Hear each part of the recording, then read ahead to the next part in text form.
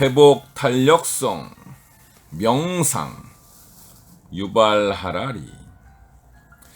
이번 내용은요, 최근에 유발 하라리가 지은 책 21세기를 위한 21가지 재현에 나오는 독백 같은 얘기입니다. 명상을 어떻게 생각하느냐에 대한 내용인데요. 내가 이 분이 과거 그 호모 사피엔스, 호모 데우스 엄청난 그 베스트셀러를 썼죠. 정말 놀라웠는데 과연 그런 통찰력이 어디에 나왔을까? 이런 천부적인 통찰력이 어디에서 나왔을까를 고백하는 이 내용 되겠습니다. 결론적으로 명상에서 나왔다. 특히 불가에서 얘기하는 윗바사나 명상에서 나왔다라는 고백의 내용이 되겠습니다. 그래서 회복 탄력성 명상입니다. 보겠습니다. 10대 시절 나는 고민이 많았고 가만히 있지 못하는 아이였다. 내게 세상은 아무런 의미가 없었고 나는 인생에 관한 큰 질문에도 답을 얻지 못했다. 특히 왜 세상과 나 자신의 삶에 그토록 많은 고통이 있는지, 그것에 대해 무엇을 할 수 있는지 이해할 수 없었다. 내 주변의 사람들과 내가 읽은 책에서 얻은 것은 모두가 정교한 허구들이었다. 즉, 신과 천국에 관한 종교적 신화, 모국과 국가의 역사적 사명에 관한 민족주의 신화, 사랑과 모험에 관한 낭만적 신화, 혹은 경제 성장과 어떤 구매와 소비가 나를 행복하게 해줄지에 관한 자본주의 신화 같은 것이었다.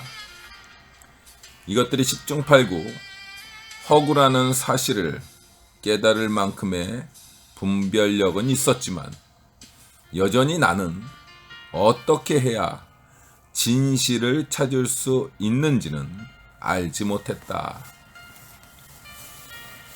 대학에 들어가서 공부를 시작했을 때 나는 이곳이야말로 그 답을 찾을 수 있는 이상적인 장소일 거라 생각했다. 하지만 실망스러웠다. 학문 세계는 내게 지금까지 인간이 만든 모든 신화를 해체하는 도구들은 제공했지만 인생의 큰 질문에 대한 만족스러운 답을 주지는 않았다. 오히려 반대로 점점 더 좁은 질문에 초점을 맞추라고 권장했다. 결국 나는 옥스퍼드 대학교에서 중세 병사들의 자전적 기록을 주제로 박사학위 논문을 썼다. 부수적인 취미로 수많은 철학책을 읽고 숱한 철학적 토론을 벌였다. 하지만 그런 활동은 끝없는 지적 즐거움을 주었을지언정 진정한 통찰은 거의 주지 않았다. 너무나 답답했다.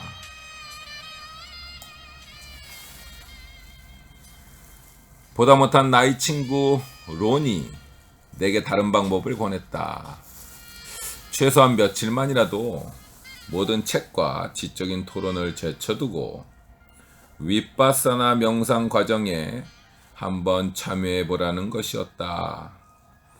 처음에 나는 그것을 뉴에이지, 서구적 가치를 거부하고 새로운 가치와 생활 방식을 추구하는 영적인 운동과 같은 미신 정도로 생각했고 또 다른 신화를 듣는 데는 관심이 없었기에 같이 가자는 제의를 거절했다.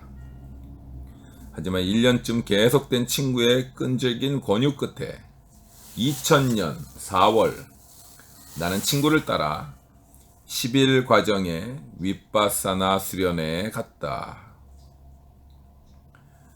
그 전까지 나는 명상에 관해서는 아는 게 거의 없었다. 그저 온갖 복잡한 신비주의 이론들이 들어있을 거라고만 짐작했다. 그래서 사실은 그 가르침이 대단히 실용적인 것임을 알고 나서는 무척 놀라웠다. 그 과정의 교사였던 고엔카는 수련생들에게 다리를 꼬고 앉아 눈을 감고 코를 통해 숨이 드나드는 데에 모든 주의를 집중하라고 지도했다. 아무것도 하지 마세요. 숨을 통제하려고도 하지 말고 숨을 특정한 방식으로 쉬려고도 하지 마세요. 그것이 무엇이 됐든 그저 지금 이 순간의 실체를 관찰하기만 하세요. 숨이 들어오면 지금 숨이 들어오는구나 하고 자각할 뿐입니다. 숨이 나가면 지금 숨이 나가고 있구나 하고 자각할 뿐입니다. 그리고 초점을 잃고 정신이 기억과 환상 속에서 방황하기 시작하면 지금 내 정신이 숨에서 멀어져 방황하는구나 하고 자각할 뿐입니다. 그것은 그때까지 누군가 내게 해준 말 중에서 가장 중요한 것이었다. 인생의 큰 질문을 할 때 사람들은 보통 코 속으로 숨이 언제 들어오고 나가는지 아는 데에는 아무런 관심이 없다. 그보다는 자기가 죽고 난 후에 어떻게 되는지 알고 싶어 한다. 하지만 인생의 진정한 수수께끼는 내가 죽고 난 뒤가 아니라 죽기 전에 생기는 것이다. 죽음을 이해하고 싶다면 삶을 이해해야 한다. 사람들은 묻는다. 내가 죽으면 나는 그냥 완전히 사라질까? 천국에 갈까?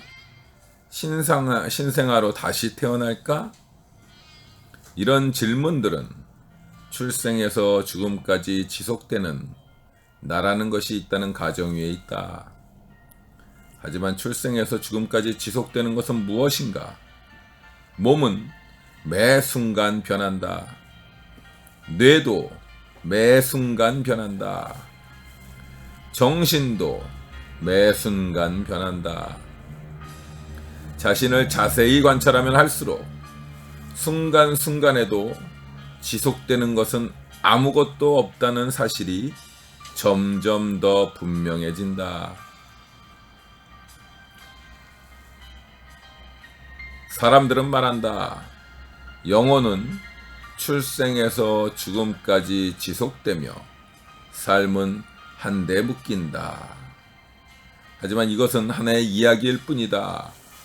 영혼을 관찰한 적이 있는가?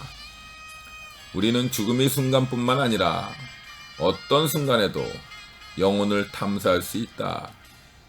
한순간이 끝나고 다른 순간이 시작되면서 일어나는 것을 이해할 수 있다면 죽음의 순간에 무슨 일이 일어날지도 이해할 수 있다. 숨을 한번 쉬는 동안 자신을 진정으로 관찰할 수 있다면 모든 것을 관찰할 것이다.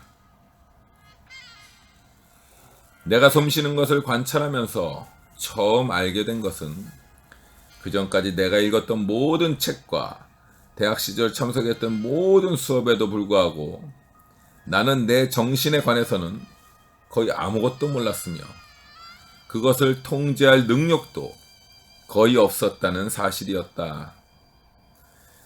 최선을 다해 노력했음에도 내 숨이 콧속을 드나드는 것의 실체를 관찰하다 보면 10초도 지나지 않아 정신은 흩어져서 방황한다.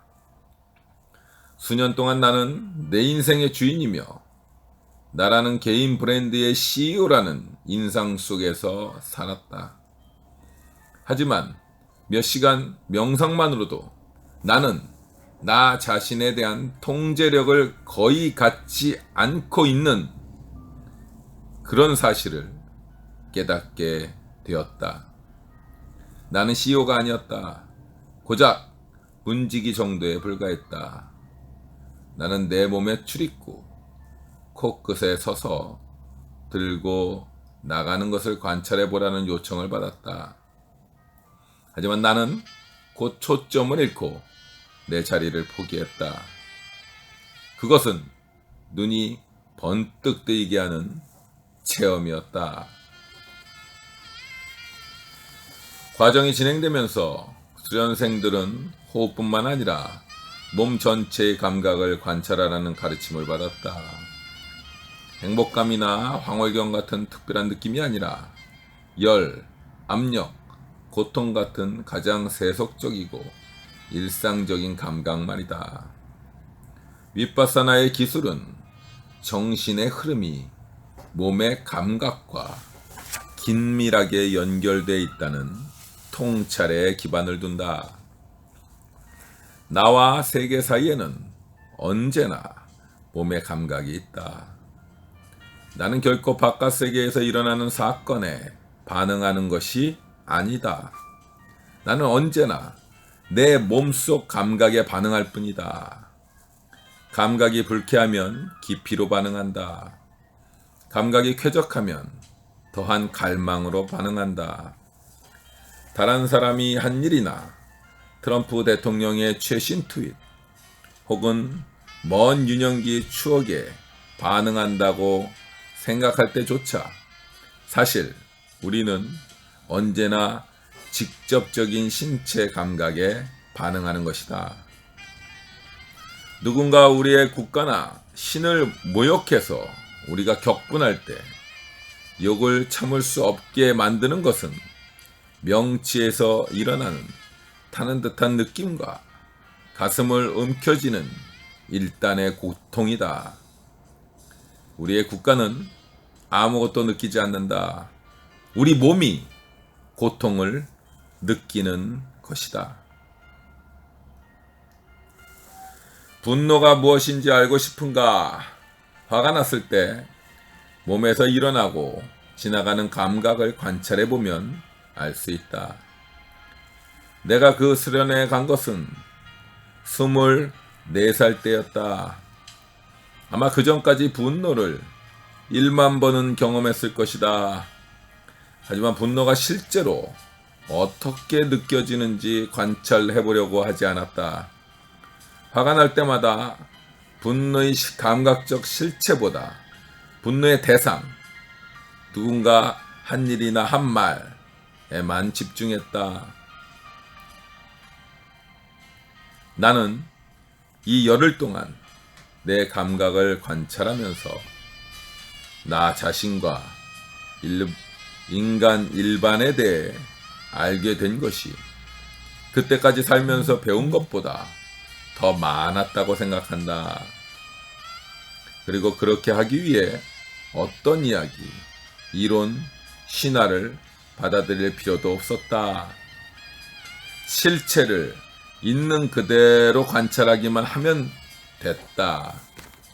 내가 깨달은 가장 중요한 것은 내 고통의 가장 깊은 원천은 나 자신의 정신 패턴에 있다는 사실이었다. 내가 뭔가를 바라는데 그것이 나타나지 않을 때 내 정신은 고통을 일으키는 것으로 반응한다. 고통은 외부 세계의 객관적 조건이 아니다. 나 자신의 정신이 일으키는 정신적 반응이다.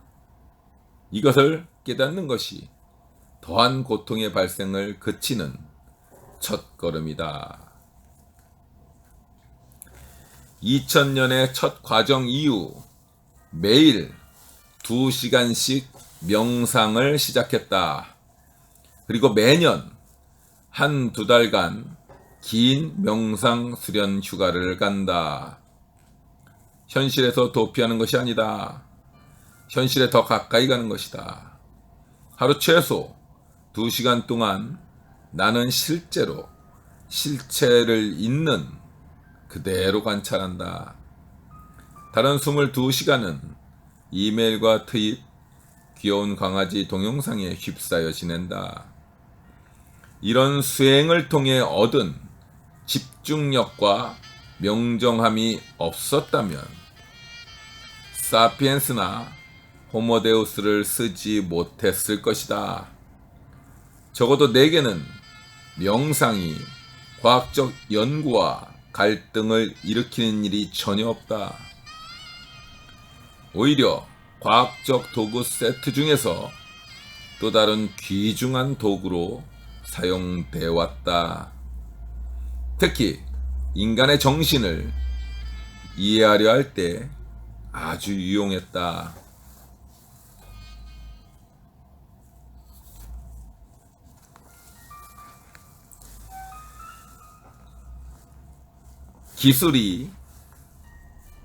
최근 기술이 개선되면서 두 가지 일이 일어났다. 첫째, 돌칼이 점차 핵미사일로 진화함에 따라 사회 질서를 불안정하게 만드는 것은 더 위험해졌다. 둘째, 동굴벽화가 점차 TV 방송으로 진화함에 따라 사람들을 속이기는 더 쉬워졌다.